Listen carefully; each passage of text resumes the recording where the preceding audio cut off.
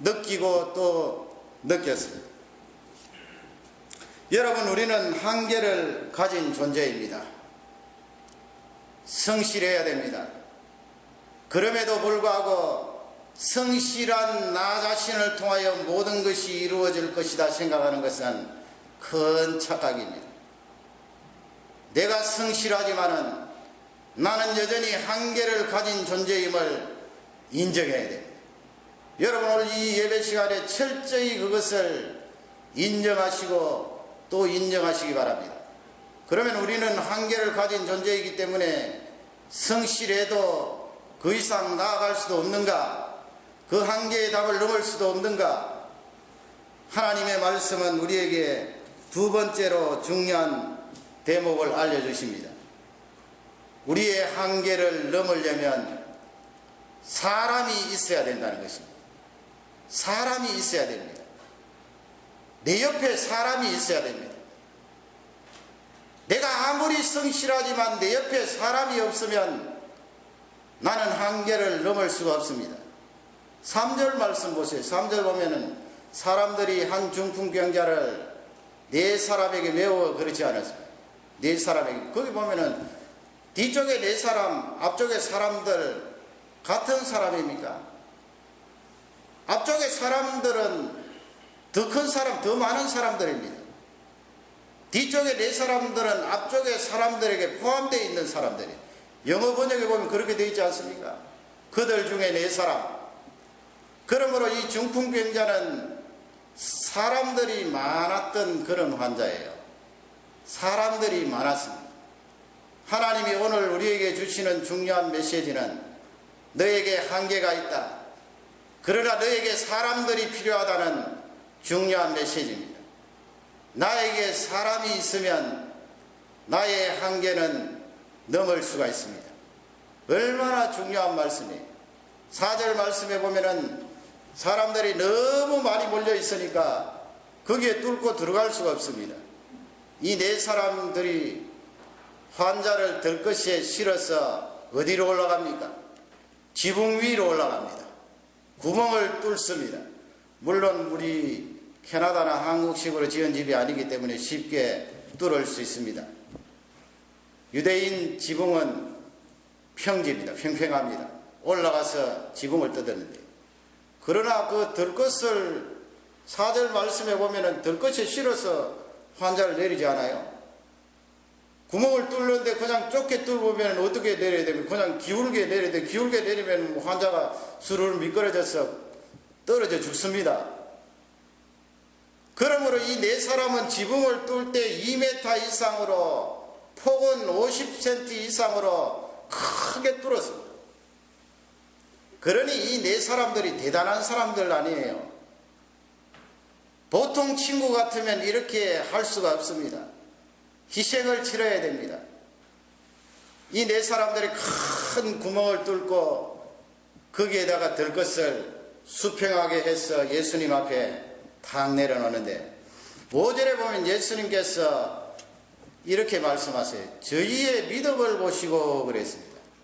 저희의 믿음을, 친구들의 믿음입니다. 친구들의 믿음. 환자가 들것에 실려서 나를 저 지붕 위로 데리고 가서 지붕을 뚫어서 달아내려라 해도 안 들을 친구가 많이 있습니다. 그러나 이 친구들은 스스럼 없이 사랑하는 환자를 위하여서 구멍을 내고 달아내렸습니다. 그러기에 예수님께서 저희의 믿음을 보시고 그랬어요. 믿음을 보시고 그 환자를 고쳐주셨습니다. 내 옆에 있는 사람이 중요합니다. 근래 밴쿠버에 목사님들이 많이 편찮으신 분들이 많이 있습니다. 신방도 가서 뵙기도 하고 그런데 아마 이민 목회가 참 스트레스가 많은가 봅니다. 그렇게 중병에 앓는 목사님들이 많이 계시는데, 지난주에는 그 동산교회 양 목사님 돌아가셔서 수요일날 장례 치렀는데 그 장례 갔었습니다. 그 광고에 이렇게 보니까, 목사에서 이렇게 광고를 냈는데 보니까 양 목사님 20년 이상 이민 목회했는데 사실 장례 치를 돈이 없다.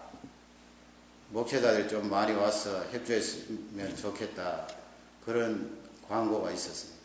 어떻게 생각하면 참 20몇 년간 이민 목회했는데 마지막 돌아가실 때 장례비도 없을 정도로 좀 마음이 좀 서글펐어요. 그런데 장례식에 가보니까 참 많은 목사님들이 와 계시더라고요. 우리 옛말에 그렇지 않습니까? 이 대감이 정성에 개가 죽으면 손님들이 조객들이 와글와글와글하고 실제 그 높은 사람이 세상을 떠나버리면 조객들이 없다 했는데 이 양 목사님 돌아가신 데는 목사님들이 그렇게 많이 오셨더라고요.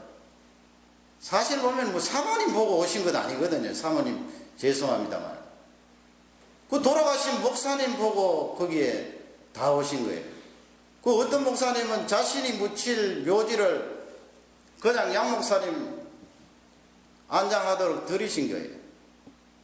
그 가만히 생각하니까 그렇게 자신의 묘틀을 다른 분에게 이양하는 분도 참 대단한 분이지만은 그 묘를 받는 분도 대단하다고 생각돼요. 왜냐하면은 그분이 평소에 살아계실 때 그만큼 사람들에게 잘했다는 것 아니에요. 친구가 많다는 거 아니에요. 선배들, 후배들 잘했다는 것입니다. 그만큼 관계가 좋았다는 것입니다. 그분 옆에는 사람들이 있다는 것입니다. 얼마나 귀한 교훈입니까? 하나님은 우리에게 말씀합니다. 우리가 가지고 있는 이 한계, 내 옆에 있는 사람을 통하여 넘을 수 있음을 강력하게 말씀을 하고 있는 것입니다. 사실 우리 자녀들 교육할 때 운동을 시키지 않습니까? 저는 그렇게 생각합니다. 자녀들 운동을 시킬 때 혼자 하는 운동도 있잖아요. 혼자 하는 운동. 그리고 팀으로 하는 그런 스포츠도 있습니다.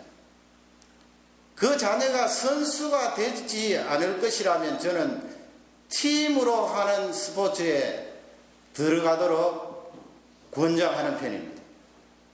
혼자 하는 운동보다도 축구나 야구 팀으로 하는 거 있잖아요. 내가 좀 못해도 그 팀에 들어가서 조직을 배우고 거기서 리더십을 배우고 다른 사람과 관계하는 것을 배웁니다. 내가 숙일 때는 숙이고 내보일 때는 내보이고 물러날 때는 물러나고 나갈 때는 나가고 사람과의 관계를 배우는 얼마나 좋은 장입니까? 하나님은 말씀하십니다. 너 주위에 있는 그 사람들을 함부로 생각하지 말라는 것입니다. 그 사람들이 너희들의 한계를 넘을 수 있는데 결정적인 역할을 할 수 있다는 것입니다. 왜 그렇습니까? 하나님께서 사람을 사용하시기 때문에 그렇습니다. 나의 한계를 내가 넘을 수도 있지만은 내 옆에 있는 사람을 통하여 하나님께서 나를 넘게 하실 수도 있습니다. 그것이 하나님께서 우리에게 주시는 귀한 메시지. 만일에 이 중풍병자가 한 사람도 없었더라면, 친구가 없었더라면 어떻게 고침을 받습니까? 아무리 마음에 간절한들 걸어갈 수가 없는데요. 한계를 넘을 수가 없습니다. 그러나 그에게는 많은 친구들이 있었습니다. 중국에 그런 잘하시는 고사가 있지 않습니까? 관포지교라고. 관이 대롱대롱 매달려 있다는 그런 말이에요. 대롱대롱. 뭐가 대롱대롱 매달려 있습니다? 고기입니다. 고기. 고기는 고기인데 이 소금에 바짝 절인 고기예요. 바짝 절인 고기를 공중에 대롱대롱 매달아 놓으니까 어떻게 됩니까? 이건 썩지 않아요. 통풍도 잘 되지요. 소금에 절였지요. 썩지 않는다고요. 계속 매달려 있습니다. 교가 사귀는 거 아니에요. 사귐이 마치 공중에 대롱대롱 매달려 있는 소금에 절인 고기처럼 오래 간다는 말이지요. 관중과 포숙 이야기 아니에요. 관중은 가난한 사람, 포숙은 잘 사는 사람이 어릴 적부터 친구예요.